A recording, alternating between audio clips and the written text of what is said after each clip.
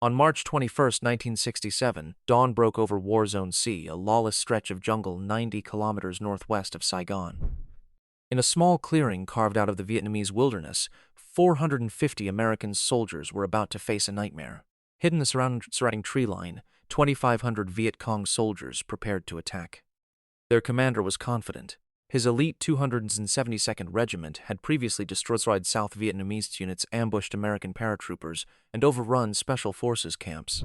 But what the Viet Cong didn't know was that among those 450s were 17 105mm howitzers and a lieutenant colonel named John Vessey, who was about to make military history. By the time the sun reached its peak, 6 and 47 enemy bodies would litter this clearing, and that lieutenant colonel would go on to become the chairman of the Joint Chiefs of Staff.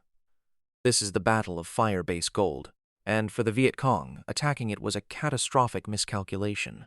To understand why this battle unfolded, we must first understand its setting. War Zone C was effectively the Viet Cong's stronghold. This remote expanse of jungle in Tay Ninh province bordering Cambodia housed COSVN, the Central Office for South Vietnam, one communist command center orchestrating all military operations in the South. In February 1967, the American military initiated Operation Junction City, the largest operation of the entire Vietnam War. Its objective was both simple and ambitious: locate and destroy COSVN.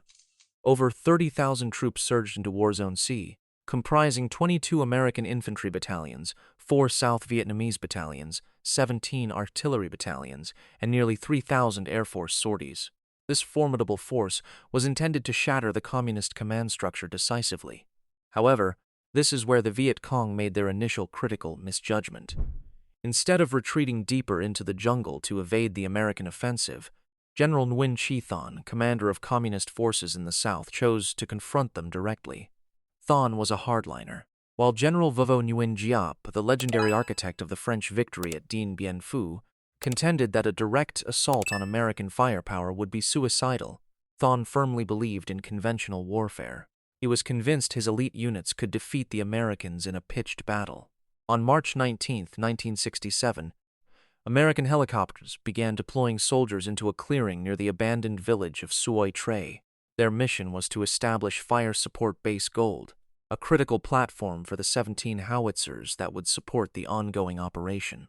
Within hours, the base took shape, featuring a star-shaped pattern of gun pits, foxholes encircling the perimeter, barbed wire, and M45 quad-mount 12, 7mm machine guns. It was a textbook fire base, yet this one was distinct. At its heart, commanding the 2nd Battalion, 77th Field Artillery, was 44-year-old Lieutenant Colonel John William Vessey, Jr.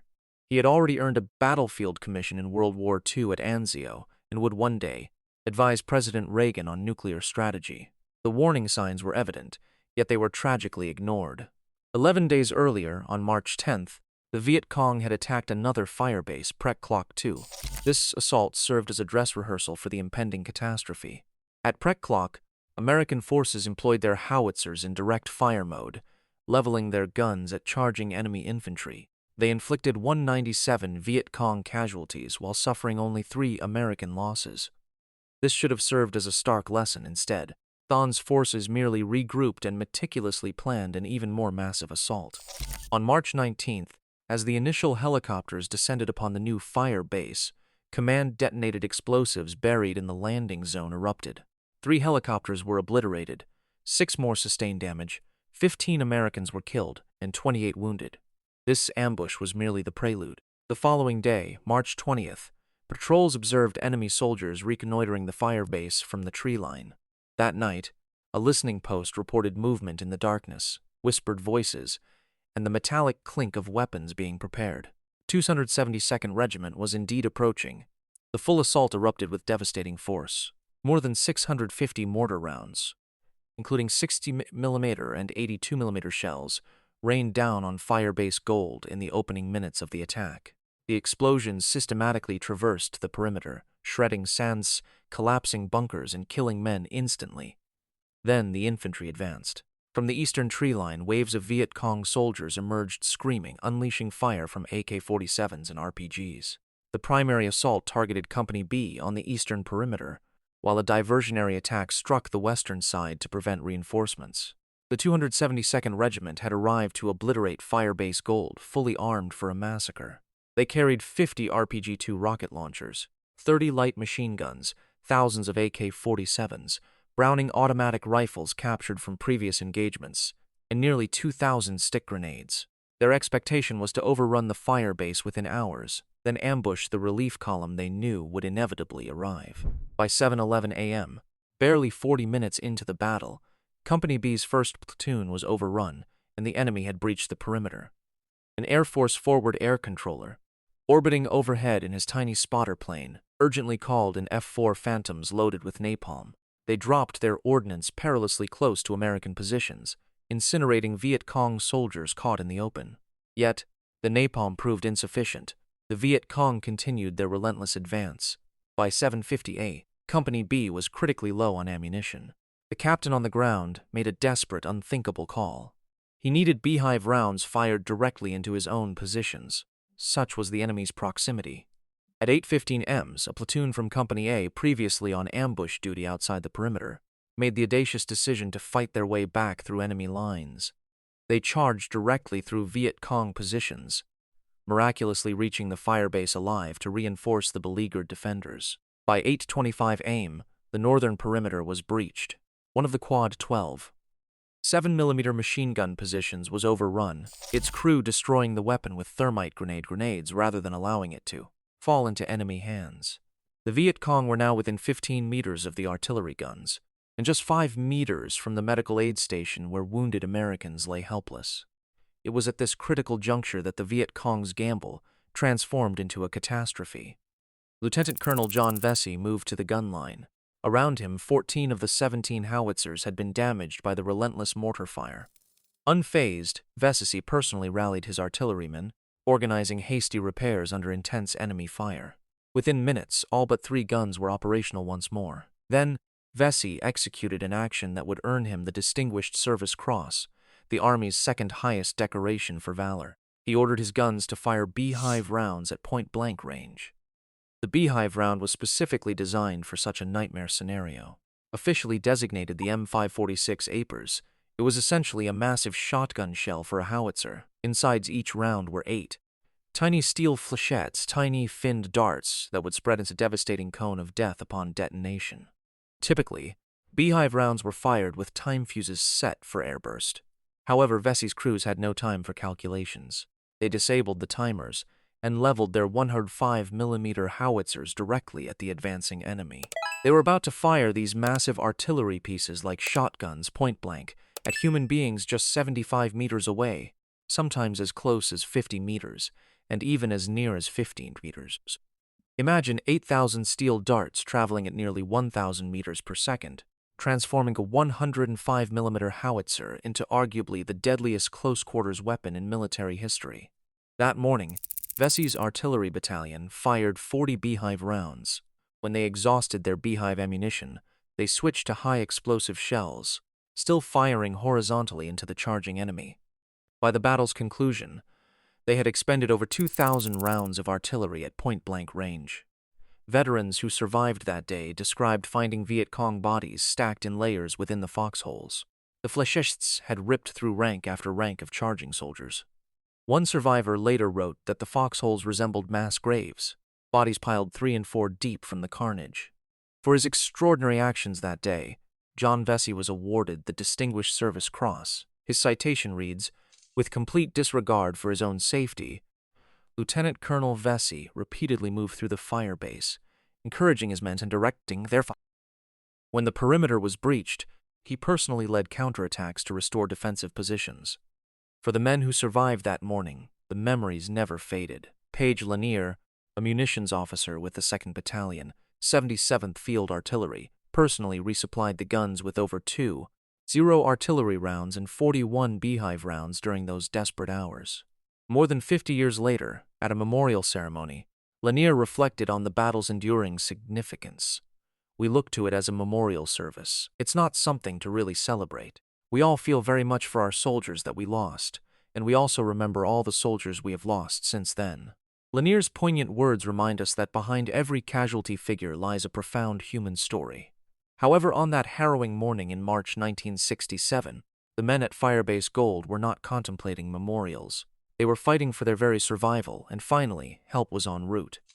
At 6:40 a.m., just 10 minutes after the attack commenced, Colonel Marshall Garth at Brigade Headquarters received word that Firebase Gold was under assault.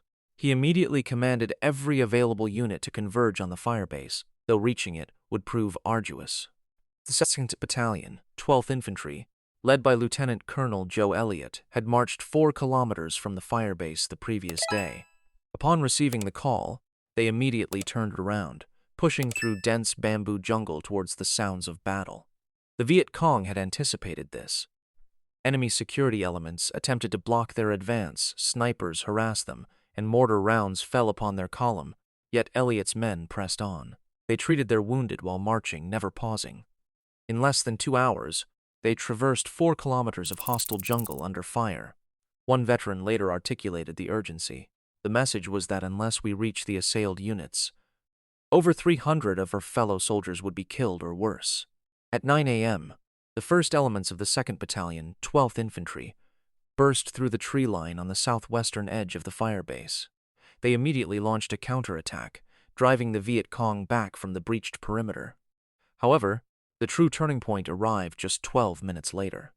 The 2nd Battalion, 22nd Infantry, a mechanized unit equipped with M113 armored personnel carriers, and the 2nd Battalion, 34th Armor, featuring M48 Patton tanks, had been attempting to cross the Suoi Mat River for 24 hours.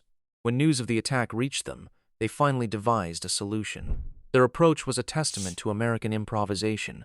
They sank an armored personnel carrier in the riverbed and drove their tanks over it. At 9:12 a.m., the armored column crashed through the jungle from the southwest, their 12 7mm machine guns blazing and 90mm tank guns firing canister rounds filled with steel balls. The tanks swept the flanks of the Viet Cong assault force, cutting down anyone attempting to escape. Captain Robert Hempel of Company B later wrote, "Like the cavalry in the Old West, an armored task force arrived just in the nick of time to relieve the besieged defenders of Firebase Gold." By 9:30 a.m. the perimeter was resecured. By 11:45 a.m. the battle was over. The 272nd Viet Cong Regiment, one of the most elite units in the communist arsenal, had been utterly shattered. The aftermath was staggering. American forces counted 647 Viet Cong bodies on the battlefield, and intelligence later estimated that another 200 or more had been carried away. They captured 7 prisoners, 2 of whom succumbed to their wounds. An arsenal was recovered: 50 RPG-2 rocket launchers, 30 light machine guns, 49 AK-47s, 13 Browning automatic rifles, 31,000 rounds of ammunition, and nearly 2,000 grenades. American losses totaled 31 killed and 187 wounded. 92 were evacuated, while 95 returned to duty the same day. The kill ratio stood at more than 20-1.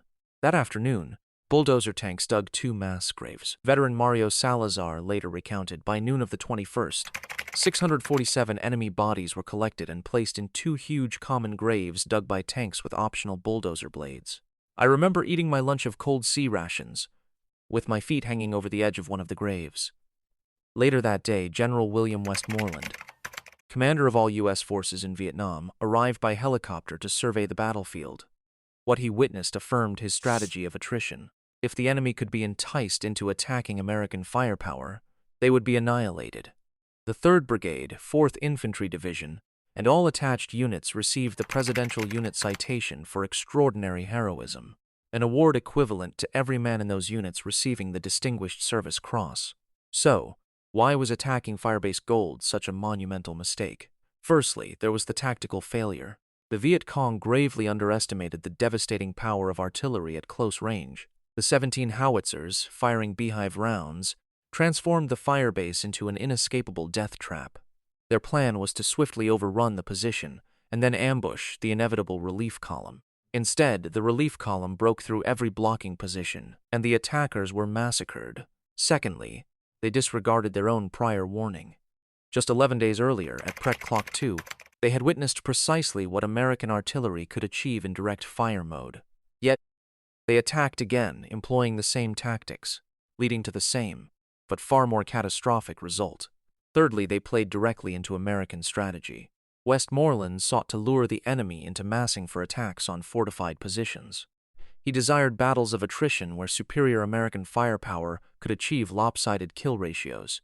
Firebase Gold was precisely the scenario he had hoped for. However, the most devastating consequence was strategic. While the 272nd Regiment was eventually rebuilt after Suoi, it was largely with North Vietnamese Army regulars rather than the original Southern Viet Cong. Those indigenous Southern cadres, men with invaluable local knowledge, deep family connections, and roots in the villages, were irreplaceable. The destruction of elite Viet Cong units throughout 1967 fundamentally altered the character of communist forces in the South. Ironically, the severe losses at Firebase Gold and in other Junction City battles ultimately convinced General Thon that conventional assaults on American firebases were suicidal. His new solution: attack the cities instead. Within weeks of Suoi, Cosvin began planning what would become the Tet Offensive of January 1968, a massive countrywide assault that profoundly shocked America and irrevocably changed the course of the war. Thane himself would not live to see it. He died on July 6, 1967, officially from a heart attack, though some American intelligence sources believe he was wounded in a B-52 strike on Cosvin headquarters. And Lieutenant Colonel John Vessey continued his ascent through the ranks. He commanded a division, served as Vice Chief of Staff of the Army, and in 1982, President Ronald Reagan appointed him the 10th Chairman of the Joint Chiefs of Staff, the nation's highest military position. He remains the only draftee in American history to achieve that office. When Reagan inquired about his qualifications for the role, Vessey's answer was straightforward: 46 years of service from private to 4-star general. The Firebase concept, which proved so devastatingly effective at Suoi, would be replicated more than 8,000 times across Vietnam before the war's conclusion. Each one stood as an unequivocal declaration: "Come attack us, and we will destroy you." The Battle of Firebase Gold lasted less than 6 hours. Yet for the men who fought there, and for the broader history of the Vietnam War, its echoes resonated far longer. On March 21, 1967, the Viet Cong gambled everything on overwhelming 450 Americans, a gamble that proved to be a monumental miscalculation.